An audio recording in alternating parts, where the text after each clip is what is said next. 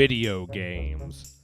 So yeah, 2024 was a time for video games. And as such, I figured I would do what every video game YouTuber does, make a video game end of year video.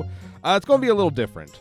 I don't keep up with the most modern games. I mean, clearly I keep up with some, but at the same time, I still like my old retro games, and I'll play those throughout the year. So this list isn't quite a best game of 2024. This list is more of what I played in 2024 that is new to me. So this is in no particular order. I'll probably narrow it down at the very end of the list. So if you just want to see my top 3 or 5, whatever, you can just skip to the end. So I'm the Zelda YouTuber. Let's start with one that you're probably interested in. Legend of Zelda Echoes of Wisdom. It's a good game. I like it. It's a fine game. Is it my favorite Zelda? No, of course not. But it's a good game. I still like it regardless. I like the mechanics where you can turn Zelda into Link, kinda. I like the Echo abilities, but at the same time, they are a pain to use. I don't know who came up with the idea of, oh, you gotta scroll through this menu of 50,000 things in order to find the one Echo you need, which is usually a bed or a trampoline, to go about your adventure. Is it good? Oh yeah, absolutely. Have I finished it? Nope, not yet. I'm either going to finish it on stream or off stream at some point, so if you want to check out my streams, make sure you're subscribed, because I mostly stream here on YouTube. Alright, that one's out of the way. Anyway, let's go to SMT5 Vengeance. Yeah, I haven't played this one yet. Well, I played the original SMT when it first came out in, was it 2020? 2021? I don't know, whenever it came out. Oh no, I've used that code, so who cares? I should actually make sure I didn't use that code. But Steelbook is pretty awesome. I like it. I haven't touched the Vengeance storyline at all. So that's kind of not awesome. I need to do it. I hear it's really good, actually. But, and I have no idea who this is, so. Again, I need to play the Vengeance. But if you played base SMT5, it's really good. I'm sure this is just a better version like Persona 5 Royal or Persona 4 Golden. Would I recommend this game?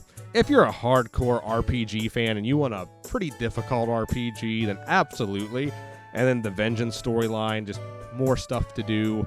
But if you're more of a casual RPG person like Mario and Luigi Brothership, which we'll get into later, you might want to skip this one.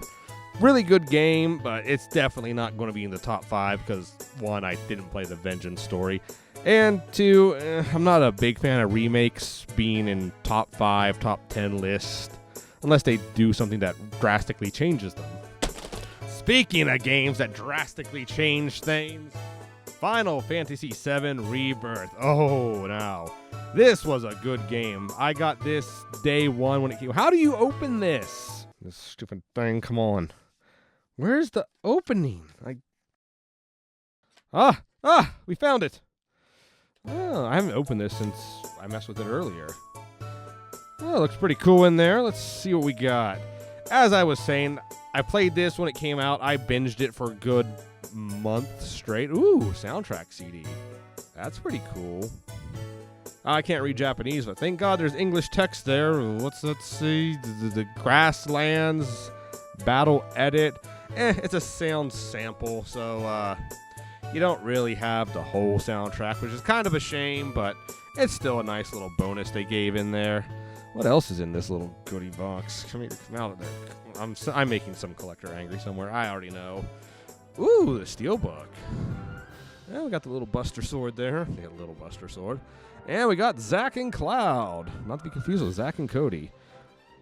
Yeah, that's a Steelbook. It's pretty cool. Next. But as I was saying, it's a good game. I had a lot of fun with it.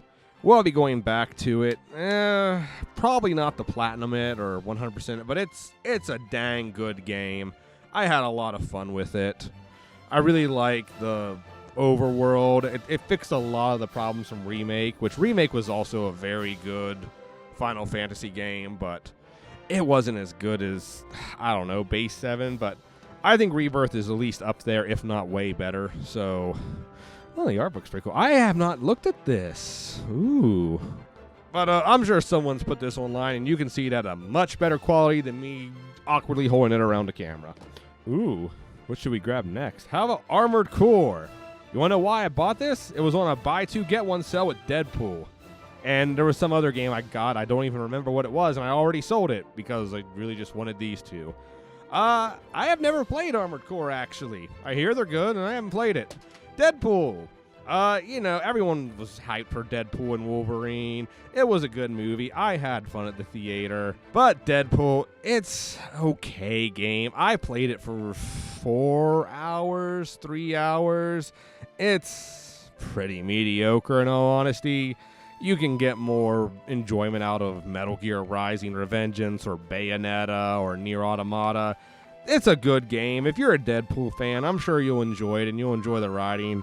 But the game, it could be used probably another 6 months in the oven, roughly. Not a bad game, but I know when the movie came out, this game went up like crazy. And I don't know why. I know why. It's Deadpool. And you can't get this online, apparently, as a download. So, yeah, that's pretty cool. It's definitely not my favorite game this year, but it's one I played and I enjoy. Oh boy, Assassin's Creed Rogue. I haven't popped it in the machine yet. It's just one I've been waiting to play for a long time, and I still haven't played it. Get out of there. You're done here. Get out of here. Ooh, while we're on this little speed round, I also bought the Zelda collection. You know, all 13 episodes of the 1989 animated series, The Legend of Zelda. Huh, what the, why is it, are they stacked? Is it on, it's on one disc? That's cheap. Oh, this whole thing reeks cheap. I don't know. I know when I had this back in the day, it was 3 different DVDs. It was like this really nice, thick cardboard thing, and it's okay. I remember enjoying this as a kid, but I'm going to rewatch it soon. I'll probably make a whole video on it, but until then, it's a meme. I'm going to use this for videos with future Zelda scripts, so it's a meme soon, and it's not a video game. Next! Overload, do you actually play any of the games you buy? Well, of course I do. Mario & Luigi Brothership. I got 3 hours in, and I'm bored as heck with it. Like, I've watched and read some reviews. I thought maybe it was something I was doing that was wrong, but I was not enjoying this game, which was very sad because it was one of my most anticipated games this year. Turns out a lot of people had the same complaints, that they said it doesn't start getting good till like the 5 or 6 hour mark, and then it gets really good at like the 10 or 15 hour mark. But I don't know, man. There's some stuff about this game that it needed more time to cook. Like, just one of the simple things. Why is it you gotta press A to attack with Luigi in the menu? That is the dumbest. It's a nitpick. I'll admit it's a little nitpick, and it's really not worth complaining about. But at the end of the day, if you played any of the other games, you know you always control Luigi with B. And then even in the overworlds, Luigi, you don't really control him. You just kind of control Mario. And Luigi just does whatever. Or you'll press the L button, and Luigi will just do whatever you command him to do. I need to give it more time. As of now, I'm not the biggest fan, but I think I just need to give it more time. People say it gets really good later on, so I'm going to have to cook on this one some more. Yeah, Kosua, the video game. I haven't touched this one yet. I just know you dress up Megumin and Aqua and Darkness and probably some others in clothes and do some things. Get out of there. Get out of there. Who needs that little piece of paper? Who cares? I think the little artwork's cool. They're playing Monopoly with Uno cards, but I'm a big Kosua fan, so I'll try out this licensed anime game at some point. Endless Ocean and Blue World. These are pretty good. I haven't touched this one yet, but I'm currently working on this one. I've been playing it a little bit in the evenings. A lot of people say it's a really good relax game. I got these on eBay. They weren't too bad. I'm enjoying them. The reason I'm playing this one, I hear it's not as good as Blue World, and what people were saying on Reddit is if you play Blue World, then you're not going to want to play the original. And so far, I'm enjoying the original. I like just swimming around, discovering sea life. I found a trench the other day, which was kind of cool. I know it's part of the story, but again, these are very enjoyable games. Definitely not going to go on the top like 3, but I'm having fun with them. Well, this one. I'm sure I will have fun with this one. A lot of people were saying don't get Luminous. It's really not that good, so that's why I got the Wii ones. Luminous got me interested, so I decided to skip Luminous and just go for these. And I think it was a good choice. Oh boy, time for a bonus round! Yeah, I've actually been playing these a lot recently, especially on stream. And especially Definitive Edition. I originally got it on Wii U. I put, 20 hours in it, and it was good. I enjoyed it. But Definitive Edition, oh my gosh, it's so much better. Honestly, this is probably my top 3 or top 5 game of the year. For me, personally, I know this game came out like 4 or 5 years ago, and even on the Wii U, much longer ago. But Definitive Edition has so much content and just so many characters to play as. I have a genuine, really fun time on stream playing this, and a lot of people enjoy it, and thus I'm enjoying it even more. So definitely something I'm having fun with. Like I said, it's nothing I got new this year, but I picked it back up since the Wii U days. This was my first time playing the Switch version, and it was great. Age of Calamity. I'm about 3 hours in. I did a stream the other day with it, so depending on how long this video is, you know when I recorded this versus the stream. I think I like Definitive Edition better, but I'm not 100% sure yet. I still need to play this one more, since I have like 80 hours in Definitive Edition. But this is different. It's good. It's a good different, but it definitely is different. It plays at 30 frames, which kind of sucks. I noticed the frame rate can be a little iffy, but it's not a bad game. I hate that it's a prequel that's not canon, but it's fine. I like it. I'll probably keep playing it on stream, but I'll probably go back to Definitive Edition a lot more. I would tell you I played this one, but you can see it's still in the shrink wrap. Yeah, I hear this one's really good. Like, it's a Metroidvania. If you like Metroidvanias, I'm excited to play it. It's just not on like my priority list. I'll probably end up playing it sometime in 2025. And I'll probably play it on stream. But until then, I'm trying to stay as blind as possible, so I don't have much to say. Persona 3. Yeah, I've enjoyed this one. I've only played a couple of hours of it, but I'm enjoying what I've played, mostly because I've been playing something else, but we'll get back to that later. It's good if you played the original Persona 3 or Portable, which we'll talk about here shortly. It's good. It's a remake. You can control your party members, unlike, well, in Portable you can, but not in the original. I played FES the most. It's a good game. I don't know why. Well, I do know why they didn't include the Aegis story. They wanted to sell it to you for extra money. Yeah, that one kind of pissed me off a little bit because this is supposed to be the definitive version. There is no definitive version. I swear they can't make this game correctly. You have Persona 3 FES on the PS2, which has all the content, but it's dated and you can't control your party members. Well, then you have Persona 3 Portable, which doesn't have the extra Aegis campaign, and it doesn't have a lot of extra stuff, but you get to play as the female protagonist, and you get to control your party members. And then you got this one, which you would think, oh, this is going to be the definitive edition. No! I don't know what they were thinking. Even the Aegis DLC, if it's even out at this point, I don't know, I don't keep up with it. It still doesn't give you FemC. At least you get the Aegis campaign, but that kind of is the reason I haven't played it much. I've just been wanting to play newer stuff, but what I've played, it's a good remake, and I would say play this version. It's probably the best to play, but you know, you can't go wrong with FES or Portable, especially if you want to do the FemC stuff, but it's just mostly flavor text with her. Speaking of Persona, get out. Get out! Oh, gosh. There we go. Persona 3 and 4. I said Persona 3 and 4. I just finished talking about Persona 3, so, whee! Persona 4? Oh, this is one of the greatest games ever made. And I am so glad I have it on Switch. I had to play this on the Vita, which, granted, it's fine. The Vita was definitely ahead of its time. but it has that like little bit of muddy, blurry effect. And I'm a physical collector. I collect physical video games. So it was the Vita cartridge, which is kind of a pain to play. At least it plays on my Vita TV. But this, yes, yeah, I know, it's still sealed. I haven't played it on Switch. Sue me. But just watching the videos, it looks so much cleaner. And it looks like it's definitely the definitive edition. And guess what? I have an OLED Switch, so I'm not missing out on that OLED Vita effect. So this is definitely the best way to play Persona 4 Golden.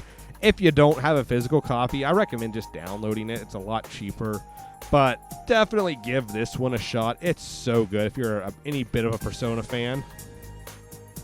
Okay, we talked enough about Persona. So, Paper Mario, the Thousand-Year Door. As you can see, I like my RPGs. This is, well, a very faithful recreation of Paper Mario, the Thousand-Year Door from the GameCube. And thank God they made this. Do you know how expensive this was getting on the GameCube? Yeah, this needed a remake so badly. Not for the graphics or gameplay, the original was just fine. Just the accessibility. There was no good way to play this game, like, at all. You had to have a GameCube, and you had to have the GameCube disc, unless you know, yo-ho emulation. But, thank God they made this. It was a necessary remake. And I hope Nintendo sees the sales of this and Super Mario RPG and even Brothership. You know, I have my little gripes with it. But I hope they look at this and see, hey, the fans want quality Mario RPGs, especially with Paper Mario. And that whole decade of garbage Paper Mario games is just behind us. Do you want to hear another RPG, or do you want to talk about the Blue Blur? All right, let's talk about the Blue Blur. Oh, that's right, you get the Sonic Adventure skin. Yeah, Sonic Generation, or Sonic Shadow, Sonic Cross Shadow. This is going to be on so many Tumblrs, isn't it? Sonic and Shadow Generations. We're just going to go with and. It's a great game. I mean, if you played Sonic Generations, you know what you're getting into. It's the same thing that you played already for 10 years if you've been playing Sonic Generations as long as I have. It's a good, fun little romp through Sonic Generations. But the Shadow Generations? Oh, look, an ad for the movie. By the way, go watch it. It's a good movie if it's still in theaters. It's a really good game. I highly, highly, highly, highly recommend it. If you're any bit of a Sonic fan, like, you owe it to yourself to actually go play Shadow Generations. I like it so much, I don't even want to play Sonic Generations anymore. It's that good. The controls are just peak Sonic. It's like they took everything they learned from Frontiers, because Frontiers was a step in the right direction. It still needed some work, but it was a step. They took everything from Frontiers and just made the best, good, polished Sonic game they could. Yeah, it's only 3 to 5 hours long. Depends on how much extra stuff you do before you go for the final boss, but it's a damn good 3 to 5 hours. And I'd rather have that over some 10-hour slog through a really mediocre Sonic game, or even a 3-hour slog through a Sonic Forces mediocre game. I don't want to spoil anything. Just take my word for it, bro. Go play it. You'll have a good time. Oh boy, Persona 6. Yeah, this is Persona 6. There's no getting around that. I know it came out a long time ago, but I just started playing it like a week ago at the most. I got the flu like right after Christmas, and I hadn't touched this yet. And within like 3 days, I had like 10 hours in it, which might not be a lot for some of you pro gamers, but for me, who doesn't really get to play games, as you've seen on this list, that's a lot of time for me. So I got to sit back on the couch, eat some soup, drink some like warm liquid like tea, and just kind of spend a day and a half just sitting back, playing Metaphor, coughing my lungs out. It was great. It's a good game. I'm currently playing it. I'm still playing it. I'm outside the first dungeon. I think I'm about to go to the second dungeon, but I know next to nothing about this game. My only complaint, and maybe they'll fix it later on, or maybe it's an upgrade you get, you can't change your personas mid-battle like you can in Persona, which I know they're not called personas, but this is Persona 6. Let's be real. There's social links. There's like stats for your charisma and your wisdom. It's Persona 6, just in a medieval setting instead of a modern setting. Very good game. Having a lot of fun with it. Definitely up there. Okay, time to pick my best ones. So displayed in no particular order, here's like my favorite games from this year, but again, I don't really like counting very faithful one-to-one remakes as a new thing or new experience or new game. And this is one of my favorite games of all time, probably in the top 20, which I've played a lot of games, so it's a pretty hard list to get up there. So maybe even top 10, I don't know, Xenoblade takes up like half the list. So again, love that game, but I'm not going to count it. So here's my top 5. Oh, and the game I played the most of this year. I probably have like freaking 80 hours in this. I don't know. Honorable mention. But number 5 spot has to be Brotherhood. It's good. I like it. I need to play it more. But the first 3 hours bored the crap out of me. And they need to do better of introducing players into the world. And I think the writing could be a little bit better, but Oh boy, the top 4. Surely he's not going to... Oh no, he made Zelda his 4th spot. That traitor. Yeah, I enjoyed this. Don't get me wrong. It's still a very good game. All these games up here on this top 5 or 6 or 7, whatever you want to call it, they're all good games. But it's not my favorite. I have a lot of fun. I had a lot of fun with it, but I don't know, man. At the end of the day, they reused a Link to the Past map for the 5th time. The echoes could have been handled better. It's still a very good game. A solid 8 or even 9 out of 10. But it's not as good as these 3 below it. Alright, so this is the hard one. But I'm going to have to give the number 3 spot to Metaphor. Simply for the fact that I need more time to play it. It's good. It's extremely good. And if you like Persona and SMT, buy it, grab it, play it. Absolutely.